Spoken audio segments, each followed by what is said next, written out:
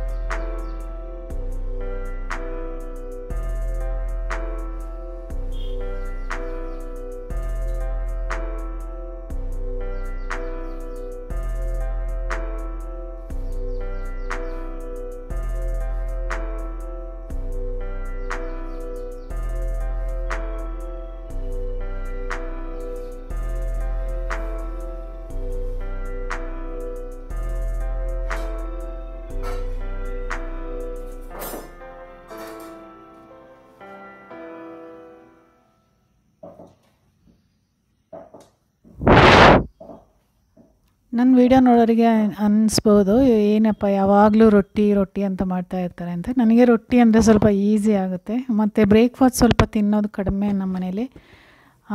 ಮಕ್ಕಳಿಬ್ರು ಒಂದೊಂದು ರೊಟ್ಟಿ ತಿಂತಾರೆ ಅಷ್ಟೇ. ಅದರಿಂದ ಒಂದು 4 ರೊಟ್ಟಿ ಇದ್ದರೆ ಆಯಿತು. ರೈಸ್ ಉಳಿದಿದ್ರೆ ರಾತ್ರಿದು, ಅದಕ್ಕೆ ಸ್ವಲ್ಪ ಅಕ್ಕಿ ಹಿಟ್ಟಾಗಿ ಕಲಸಿ ನಾವು ರೊಟ್ಟಿ ಮಾಡೋದು. ತುಂಬ ಈಸಿ ಅನಿಸುತ್ತೆ. ಚಟ್ನಿನೂ ಅಷ್ಟೇ ಅಲ್ವಾ, ಬೇಗ ಆಗುತ್ತೆ. ಆದ್ದರಿಂದ ಅದು ನನಗೆ ಈಸಿ ಅಂತ ಜಾಸ್ತಿ ರೊಟ್ಟಿನೇ ಮಾಡ್ತಾಯಿರ್ತೀನಿ. ರೊಟ್ಟಿ ಇಷ್ಟನೂ ಕೂಡ ಮನೇಲಿ ಎಲ್ರಿಗೂ, ಆದ್ದರಿಂದ ರೊಟ್ಟಿ ಜಾಸ್ತಿ ಇರುತ್ತೆ. ಈ ಬೆಕ್ಕು ಮರಿ ನಾವು ನಿನ್ನೆ ರೆಸ್ಕ್ಯೂ ಮಾಡಿ ತಂದಿದ್ದು. ನನ್ನ ಮಗ ಹೊರಗಡೆ ಹೋಗಿದ್ದಾಗ ರೋಡಲ್ಲಿತ್ತಂತೆ, ಯಾರೋ ಸಾಕಿದ್ದು ಅದೇನೋ ಇಂಜುರಿ ಆಗಿದೆ ಅಂತ ತಂದು ಬಿಟ್ಬಿಟ್ಟಿದ್ದಾರೆ ಅನಿಸುತ್ತೆ. ಅದು ಕಿವಿ ಹತ್ರ ಗಾಯ ಆಗಿದೆ ಅದಕ್ಕೆ. ಮತ್ತು ರೆಸ್ಟ್ಲೆಸ್ ಆಗಿ ಆಡುತ್ತೆ, ಏನೋ ಒಂಥರ ನರಕ್ಕೆ ಇಂಜುರಿ ಆಗಿದೆ. ಆದ್ದರಿಂದ ಆ ಥರ ಅಂತ ಡಾಕ್ಟ್ರು ಹೇಳಿದ್ರು. ಈಗ ಡಾಕ್ಟ್ರ್ ಹತ್ರ ಕರ್ಕೊಂಡು ಬಂದಿದ್ದೀವಿ. ಡಾಕ್ಟ್ರು ಅಂದರು, ಇದನ್ನ ಅಡ್ಮಿಟ್ ಮಾಡಿ ನಾವು ನೋಡ್ಕೋತೀವಿ. 1200 ರೂಪೀಸ್ ಪರ್ ಡೇ, ನೀವು 5000 ಅಡ್ವಾನ್ಸ್ ಕೊಡಬೇಕು ಅಂದರು.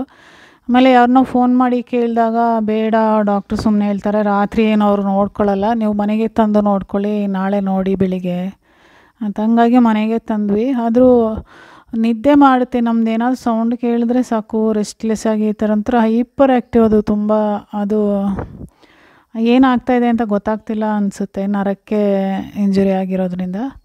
ಆಮೇಲೆ ಇದನ್ನ ನೆಕ್ಸ್ಟ್ ಡೇ ಬೆಳಿಗ್ಗೆನೇ ಕೆಲಸ ಎಲ್ಲ ಮುಗಿಸ್ಕೊಂಡು ಪೀಪಲ್ ಫಾರ್ ಎನಿಮಲ್ ಇದೆ ಇಲ್ಲಿ ನಮ್ಮ ಮನೆಯಿಂದ ಒಂದು 3 ಕಿಲೋಮೀಟ್ರ್ ಆಗ್ಬೋದು, ಅಲ್ಲಿ ಕರ್ಕೊಂಡು ಹೋಗಿದ್ವಿ.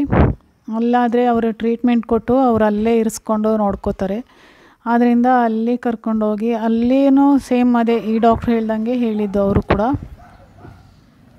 ಅಂದರೆ ಅವರೇ ಟ್ರೀಟ್ಮೆಂಟ್ ಕೊಡ್ತಾರೆ. ಟ್ರೀಟ್ಮೆಂಟಲ್ಲಿದ್ದಾಗ ನಿಮಗೆ ತೋರಿಸಲ್ಲ ಬಂದರು ನಾವು ಟ್ರೀಟ್ಮೆಂಟ್ ಮುಗಿದ ಮೇಲೆ ಬೇಕಿದ್ದರೆ ಬಂದು ತೊಗೊಂಡೋಗಿ ಅಂದರೆ ತೊಗೊಂಡೋಗಿ, ಇಲ್ಲ ಅಂದರೆ ಇಲ್ಲೇ ಬಿಡಿ ಅಂದರು.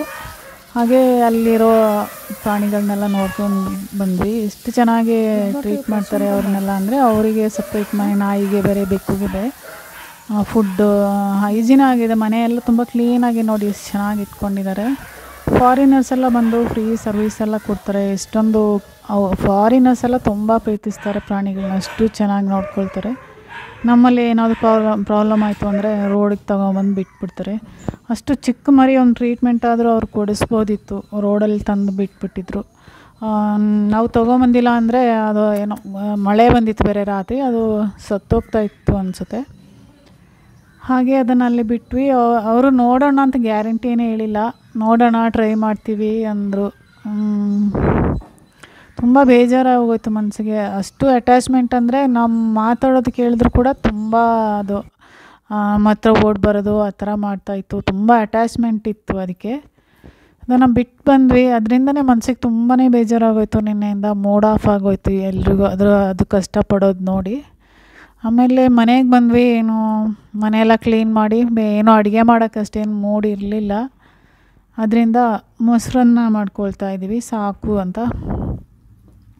ಅದಕ್ಕೇನು ದಾಳಿಂಬೆ ಅದೆಲ್ಲ ಏನೂ ಇರಲಿಲ್ಲ. ಸೌತೆಕಾಯಿ, ಆನಿಯನ್ ಮತ್ತು ಗ್ರೀನ್ ಚಿಲ್ಲಿ ಹಾಕಿ ಅದಕ್ಕೊಂದು ಒಗ್ಗರಣೆ ಹಾಕಿದೆ ಅಷ್ಟೇ. ಚೆನ್ನಾಗಿರುತ್ತೆ ಲೈಟಾಗಿ. ಅದರಿಂದ ಅದನ್ನೇ ಮಾಡ್ಕೊಂಡ್ವಿ. ಇನ್ನು ಸಾಂಬಾರೆಲ್ಲ ಮಾಡಿ ರೈಸ್ ಮಾಡಿ ಅದು ತುಂಬ ಲೇಟಾಗಿ ಹೋಗುತ್ತೆ ಅಂತ, ಈಸಿಯಾಗಿ ಬೇಗ ಆಗುತ್ತೆ ಅಂತ ಮೊಸರನ್ನ ಮಾಡ್ಕೊಂಡ್ವಿ. ಹಾಗೆ ಸ್ವಲ್ಪ ರೈಸ್ ಕೂಡ ಇತ್ತು, ಫ್ರಿಡ್ಜಲ್ಲಿ ಕಾಯಿ ತುರಿನೇ ಇತ್ತು. ಅದನ್ನ ಸ್ವಲ್ಪ ಲೈಟಾಗಿ ಚಿತ್ರಾನ್ನನೂ ಮಾಡಿಕೊಂಡು ಎಲ್ಲ ಸ್ವಲ್ಪ ಸ್ವಲ್ಪ ತಿಂದು ಮಲ್ಕೊಂಬಿಟ್ಟೆ ನಾನು. ಈ ವಿಡಿಯೋನ ಇಲ್ಲಿಗೆ ಎಂಡ್ ಮಾಡ್ತಾಯಿದ್ದೀನಿ. ಓಕೆ, ಬಾಯ್ ಬಾಯ್, ಟೇಕ್ ಕೇರ್.